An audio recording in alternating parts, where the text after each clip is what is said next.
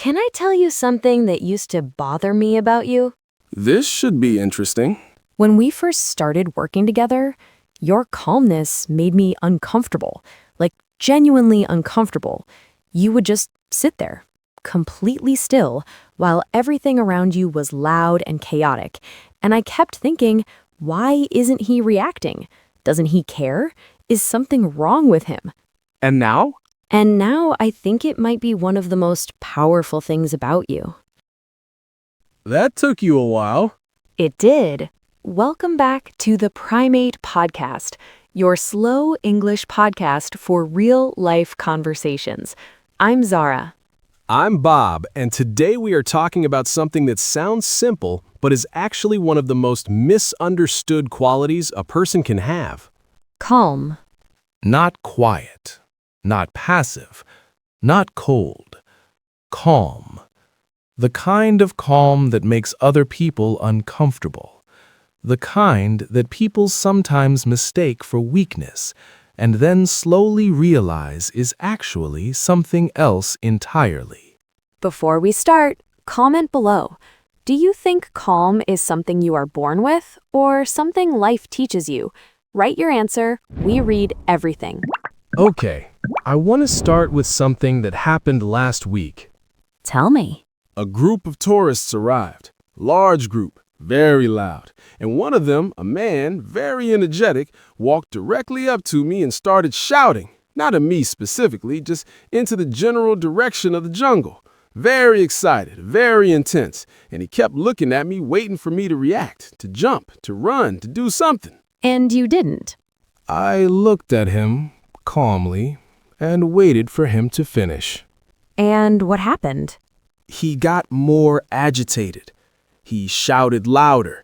He waved his arms. He turned to his friends as if to say, "Why isn't this gorilla doing anything?" And eventually, he stopped, looked at me one more time, and walked away, looking slightly confused and slightly embarrassed. And you never moved. I never moved. And here's the thing. I wasn't trying to win. I wasn't making a point. I genuinely just wasn't disturbed. The noise reached me and passed through me, and my stillness wasn't a performance. It was just what was true. And that is exactly what makes people nervous, because they expect a reaction. And when there isn't one, they don't know what to do with that. Exactly. When you react, you confirm that the other person has power over you. Your reaction is their reward. When you don't react, suddenly they have no idea what they're dealing with, and that uncertainty is very uncomfortable. And that is the first key idea of today's episode. Calm is not absence. It is not emptiness. Calm is presence, full, complete presence that doesn't need to announce itself. And that kind of presence, quiet, unhurried, unshakable, communicates something that loudness never can. It communicates that you are in control of yourself. But I want to challenge you on something, Bob, because I think there is a version of calm that is actually avoidance, that is actually just shutting down. Tell me more. I have met people who call themselves calm, but they are just not engaging. They are emotionally absent. They don't react not because they are in control, but because they have disconnected. And that is not the same thing at all. You are absolutely right. And I think this is one of the most important distinctions in this whole conversation. Genuine calm is not the absence of emotion. It is the management of emotion. You feel everything, but you choose what you do with the feeling. So the calm person is actually feeling things intensely? Often, yes, but they have space between the feeling and the response. And in that space, that pause, however short, lives choice. The choice of how to respond, or whether to respond at all. And the person who has shut down, who has disconnected, they don't have that space. They just have absence. And absence is not the same as control. Not at all. In fact, I would say disconnection is its own kind of reactivity. It is reacting to the fear of being overwhelmed by simply pulling away. which is understandable, but it is not calm. So, real calm requires you to stay, to be present, to feel what is happening and choose your response from a place of awareness rather than impulse.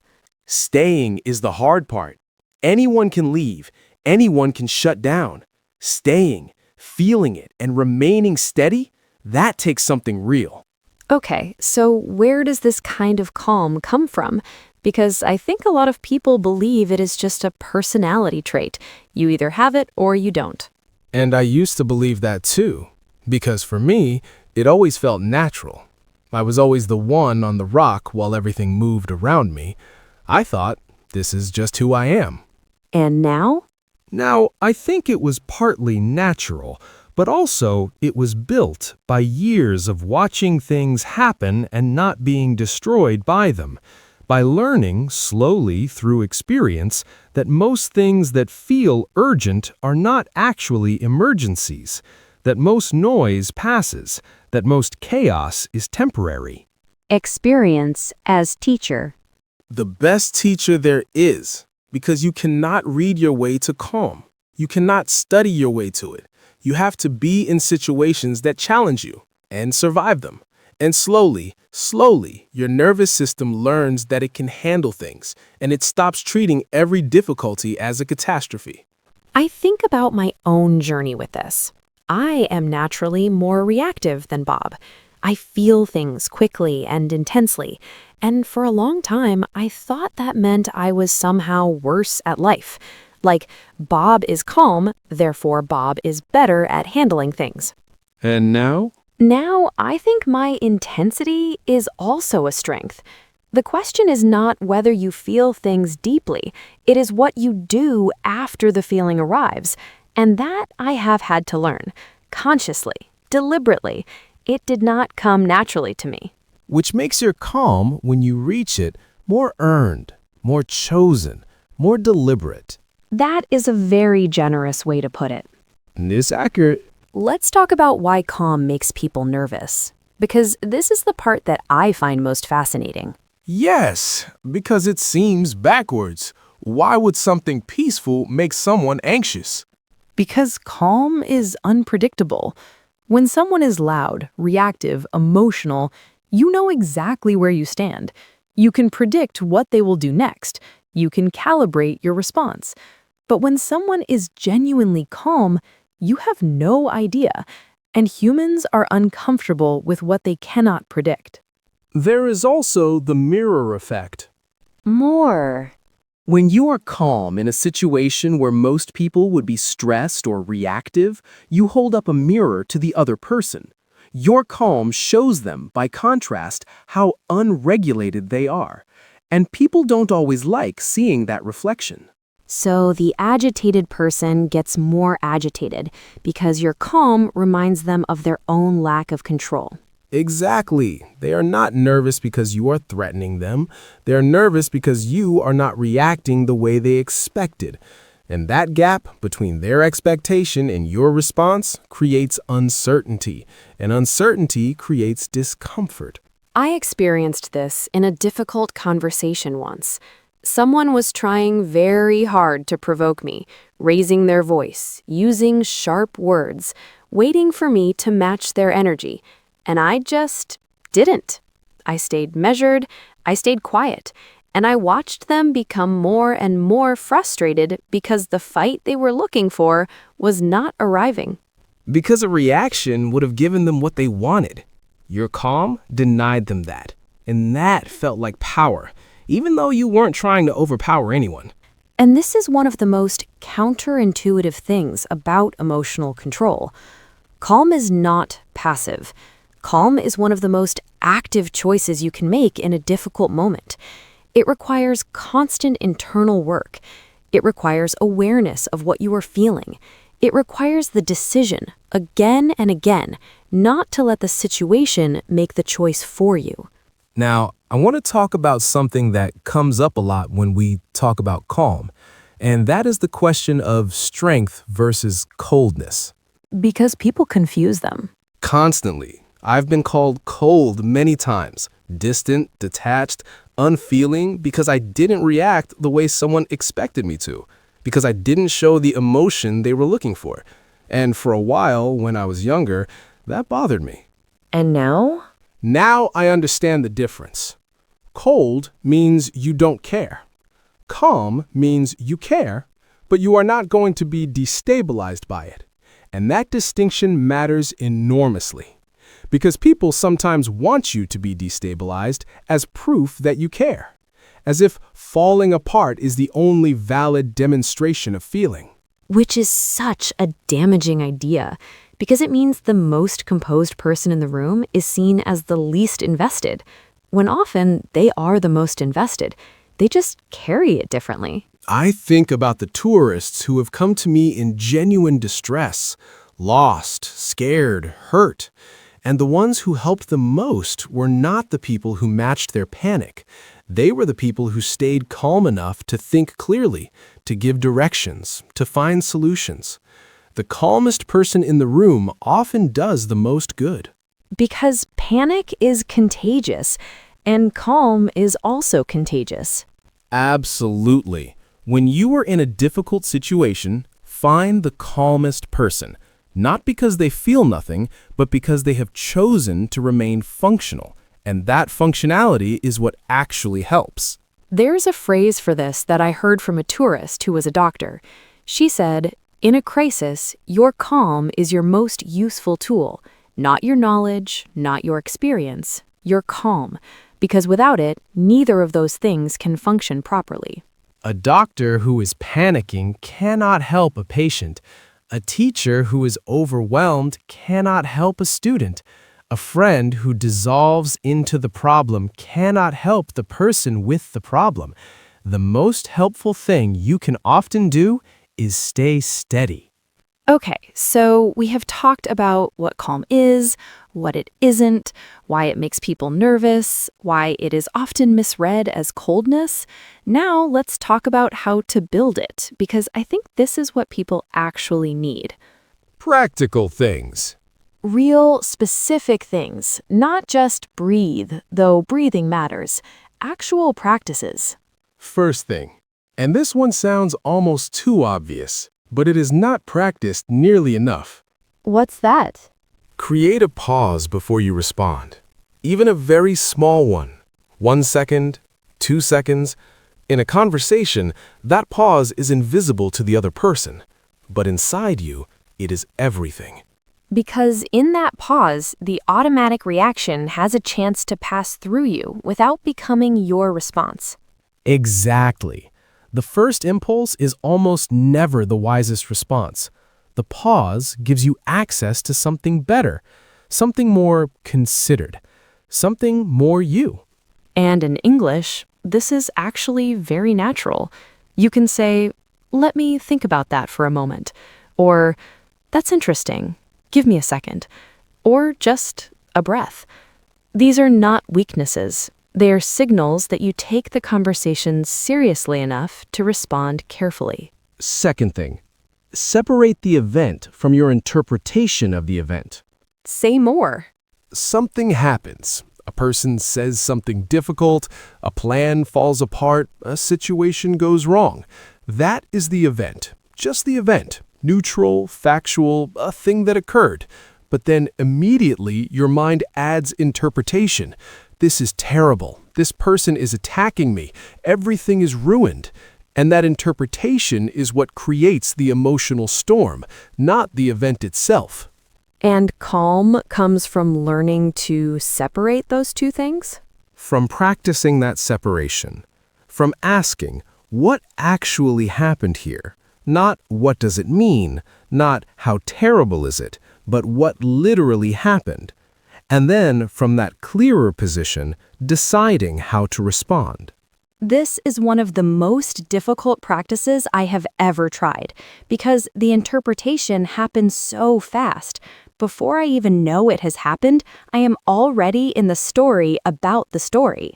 Which is why it requires practice, not just understanding, actually practicing it in small situations, in low-stakes moments, so that when the high-stakes moments arrive, the pause is already a habit. Third thing, protect your energy before the difficult moments happen. This one is underrated. Enormously. Because calm is not infinite. It is a resource. And like any resource, it depletes. If you arrive at a difficult conversation already exhausted, already overwhelmed, already running on empty, your capacity for calm is dramatically reduced. So the work of calm is not just in the moment. It is in how you manage yourself before the moment. Sleep, real rest, time alone to process, time in nature, or wherever you find genuine stillness. These are not luxuries. They are the infrastructure of calm. They are what makes it available when you need it. I notice this so clearly in myself. On the days when I am rested, I can handle almost anything with grace. On the days when I am depleted, the smallest things tip me over.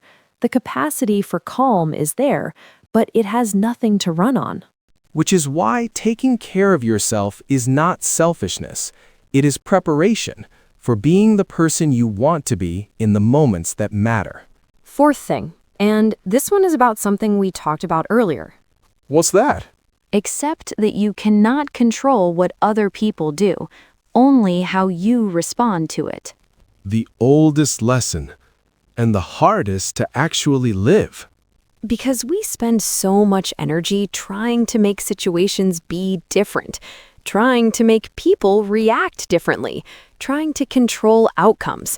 And every time the world doesn't cooperate, which is constantly, we feel destabilized. But when you genuinely release the need to control what you cannot control, something shifts. The energy that was going outward into trying to manage everything comes back inward, and suddenly you have more of yourself available, more presence, more steadiness. I watch Bob do this with the tourists constantly.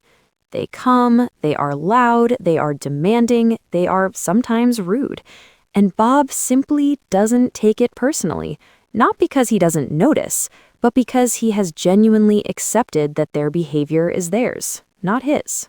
Their noise is theirs. Their anxiety is theirs. Their rudeness is theirs. My response? That is mine. And that is the only thing I have complete authority over in any situation.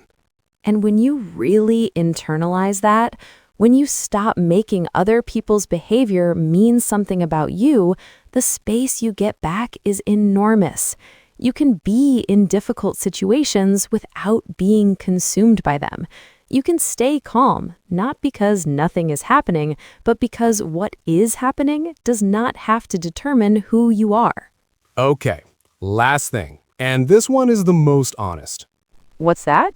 Accept that calm is not always comfortable, and that discomfort is not a sign that something is wrong.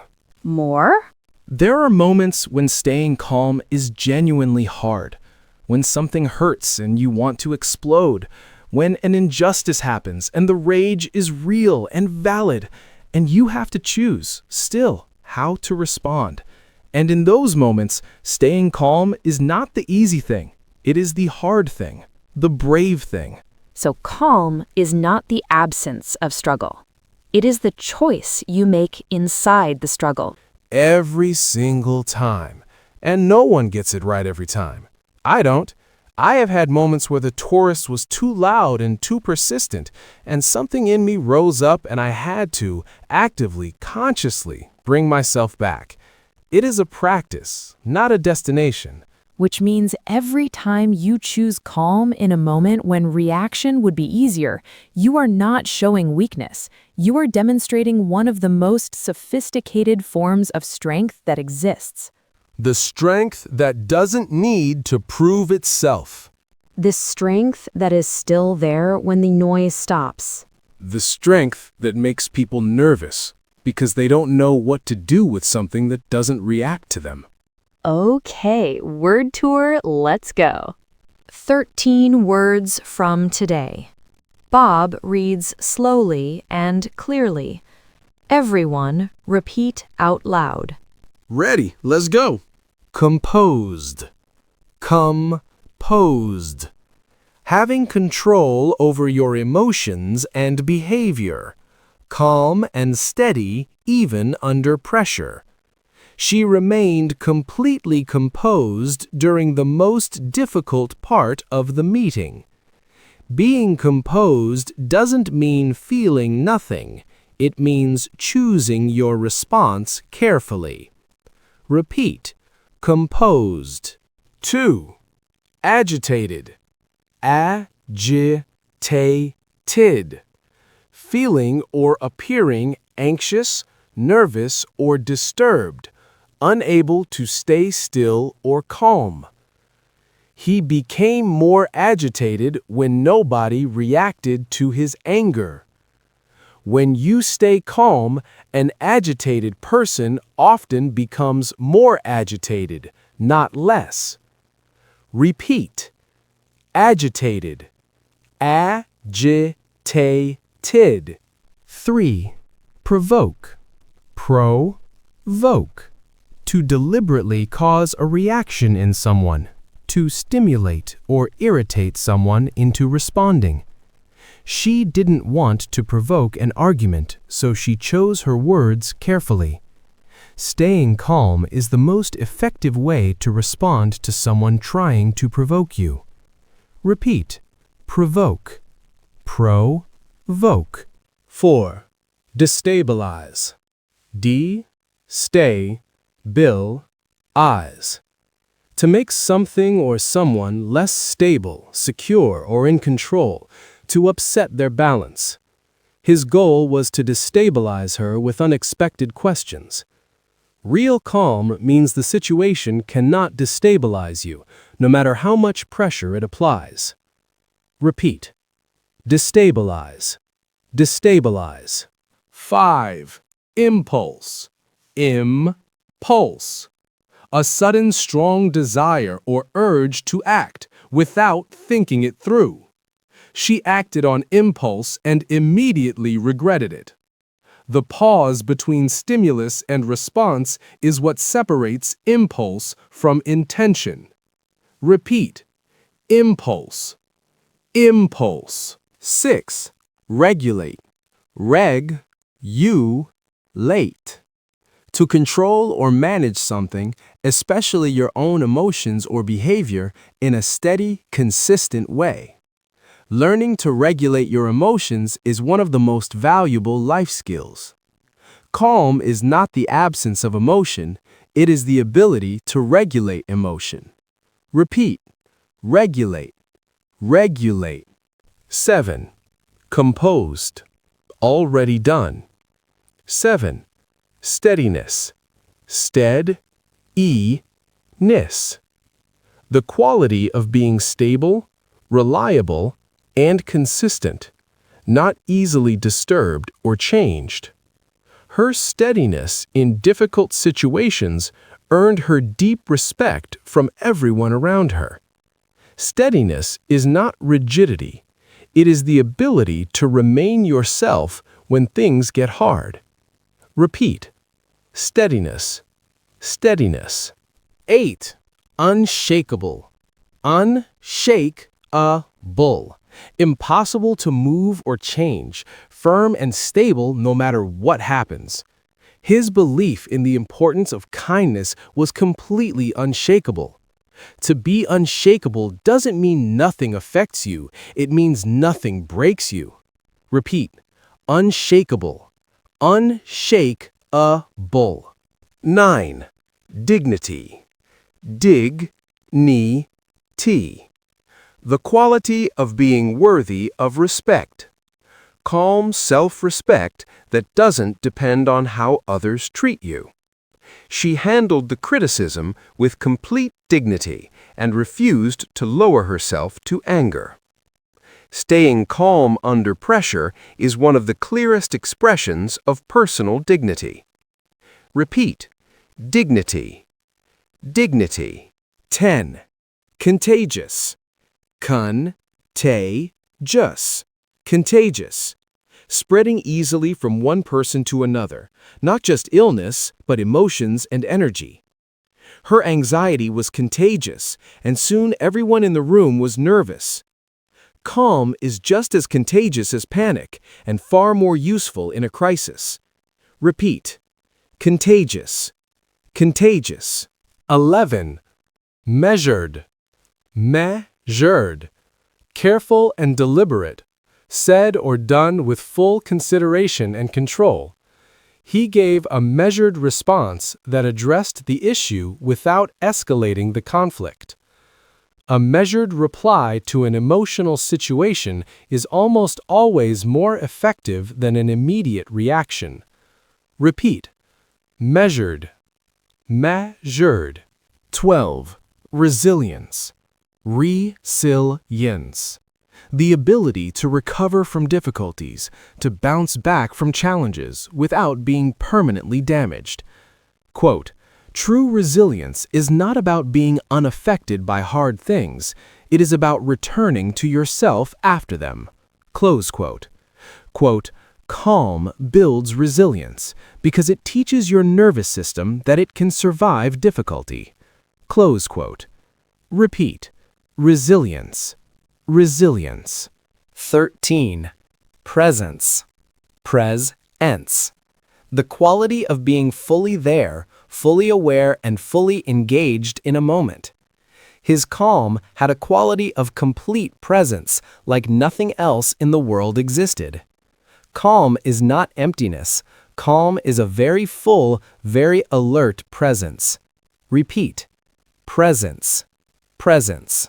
13 words, all about one of the most powerful qualities a person can develop.